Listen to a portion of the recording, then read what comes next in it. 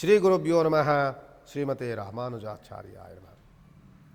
ವೀಕ್ಷಕ ಸ್ನೇಹಿತರಲ್ಲಿ ಪ್ರಾತಃ ಕಾಲದ ನಮನಗಳನ್ನು ಸಲ್ಲಿಸುತ್ತಾ ನೋಡಿ, ಈ ವಿಶ್ವವಸು ಸಂವತ್ಸರದ 2025ನೇ ಇಸ್ವಿಯ ಕನ್ಯಾ ರಾಶಿಯ ಭವಿಷ್ಯ ತೆಗೆದುಕೊಂಡಾಗ ಕನ್ಯಾ ರಾಶಿಗೆ ಭಾಳ ಅನುಕೂಲಕರವಾದಂಥ ವರ್ಷ. 2.5 ವರ್ಷಗಳಿಂದಲೂ ಸಹ ಶುಭ ಕಾರ್ಯಗಳಲ್ಲಿ ಅಡೆತಡೆ, ವ್ಯವಹಾರದಲ್ಲಿ ತೊಂದರೆ ತಾಪತ್ರಗಳು, ಶತ್ರುಬಾಧೆಗಳು, ಅಸೂಯೆ ಪಡುವಂಥವರು, ನಾನು ಏನು ತಪ್ಪು ಮಾಡ್ದಲೇ ಇದ್ದರೂ ಸಹ ಹುಡುಕೊಂಡು ತಪ್ಪು ನಮಗೆ ತೊಂದರೆಗಳಾಗುತ್ತೆ, ಅವಮಾನಗಳಾಗುತ್ತೆ, ನಷ್ಟಗಳಾಗುತ್ತೆ, ಕಷ್ಟಗಳಾಗುತ್ತೆ ಅಂತ ಮಾತನಾಡ್ಕೊತಿದ್ದಂತಹ ಕನ್ಯಾ ರಾಶಿಯವರಿಗೆ ಬಿಡುಗಡೆಯ ಉತ್ತಮವಾದಂಥ ಭಾಗ್ಯ ನಿಮಗೆ ದೊರಕಿದೆ. ಯಾಕೆ ಅಂತ ಅಂದರೆ 2.5 ವರ್ಷಗಳಿಂದಲೂ ಕುಂತಿದ್ದ ಜಾಗದಲ್ಲೇ ಕುಳಿತದಂತಹ ಕೇತುಗ್ರಹ ಈಗ ಬದಲಾವಣೆ ಆಗ್ತಾ ಇದ್ದಾರೆ. ಆ ಬದಲಾವಣೆಯ ಪರ್ವ ನಿಮಗೆ ಈಗ ಆರಂಭವಾಗುತ್ತೆ. ಇದರಿಂದ ನಿಮಗೆ ಆದಾಯ ಎಷ್ಟಿದೆ ಅಂತಂದರೆ 14 ರೂಪಾಯಿ ಆದಾಯ, ವ್ಯಯ ಎಷ್ಟು ಅಂದರೆ ಕೇವಲ 2 ರೂಪಾಯಿ ಖರ್ಚು. ನೀವು 2.5 ವರ್ಷಗಳಿಂದ ಏನು ಶ್ರಮಪಟ್ರಿ, ಕೆಲಸ ಕಾರ್ಯಗಳಲ್ಲಿ ತೊಡ್ಕೊಂಡಿದ್ರಿ, ತುಂಬ ಶ್ರಮವನ್ನು ವಹಿಸಿದ್ರಿ, ಯಾವುದೂ ಲಾಭ ಬರದಲ್ಲೇ ನಷ್ಟದಲ್ಲಿದ್ದಿರಿ, ಅದೆಲ್ಲವೂ ಸಹ ಲಾಭಕ್ಕೆ ತಿರುಗುವಂತಹ ವಾತಾವರಣ.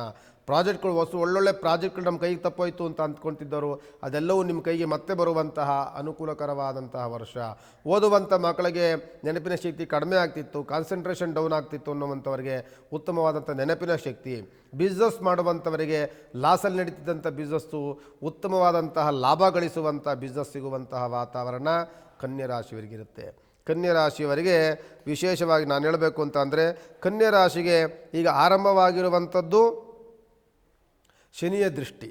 ನೀವೇನೇ ಮಾಡಿದ್ರೂ ನಿಮ್ಮ ಮೇಲೆ ಒಂದು ದೃಷ್ಟಿ, ಅಸೂಯೆ, ಹೊಟ್ಟೆ ಉರಿ ಇದೆಲ್ಲವೂ ಜನಗಳು ಇದ್ದೇ ಇರ್ತಾರೆ.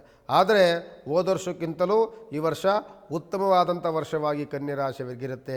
ಕನ್ಯಾ ರಾಶಿಯ ಬಲ ತುಂಬ ಚೆನ್ನಾಗಿರುತ್ತೆ. ನಿಮ್ಮ ರಾಶಿಪತಿಯ ಅಧಿಪತಿ ಬುಧನಾಗಿರ್ತಾನೆ. ನೀವು ಮನೆಯಲ್ಲಿ ಸತ್ಯನಾರಾಯಣ ಪೂಜೆಯಿಂದ ಮಾಡೋದನ್ನು ಮರೆಯೋಕೆ ಹೋಗಬೇಡಿ. ವರ್ಷಕ್ಕೊಂದು ಬಾರಿ ಈ ರಾಶಿಯವರು ಸತ್ಯನಾರಾಯಣ ಪೂಜೆ ಮಾಡಬೇಕು. ನೀವು ಸತ್ಯನಾರಾಯಣ ಪೂಜೆ ಹೆಂಗೆ ಮಾಡ್ತೀರಿ, ನಿಮ್ಗೆ ಹಂಗೆ ಅಭಿವೃದ್ಧಿಗಳಾಗ್ತಿರ್ತದೆ. ಅಂಥ ಪೂಜೆ ಪುನಸ್ಕಾರಾದಿಗಳಿಗೆ ಒಂದ್ಸಲಿ ನಮ್ಮನ್ನು ಭೇಟಿ ಮಾಡಿ, ನಿಮ್ಮ ಮನೆಗೆ ನಾನೇ ಬಂದು ಒಂದು ಪೂಜೆ ಮಾಡ್ಕೊಳ್ಳೋಂತಹ ಒಂದು ಅವಕಾಶ ಸಿಗುತ್ತೆ. ನಿಮ್ಮನ್ನು ಭೇಟಿ ಮಾಡ್ದಂಗೆ ಆಗುತ್ತೆ, ಭಗವಂತನ ಸೇವೆ ಮಾಡ್ದಂಗೆ ಆಗುತ್ತೆ. ಅದಕ್ಕೆ ನಾನು ಸಿದ್ಧಿನಿರ್ತೀನಿ. ನಿಮ್ಮ ಫೋನ್ ಕಾಲ್ ಒಂದು ಕೆಳಗಡೆ ಹೋಗ್ತಾ ಇರುತ್ತೆ, ಒಂದು ಫೋನ್ ಮಾಡಿ ಮೀಟ್ ಮಾಡಿ ಅಂತ ಹೇಳ್ತಾ ವಿಶೇಷವಾದಂಥ ಸಂಚಿಕೆ ಮಂಗಳವನ್ನು ಆಡ್ತೇವೆ. ಭಗವಂತ ನಿಮಗೆ ಒಳಿತನ್ನು ಮಾಡಲಿ.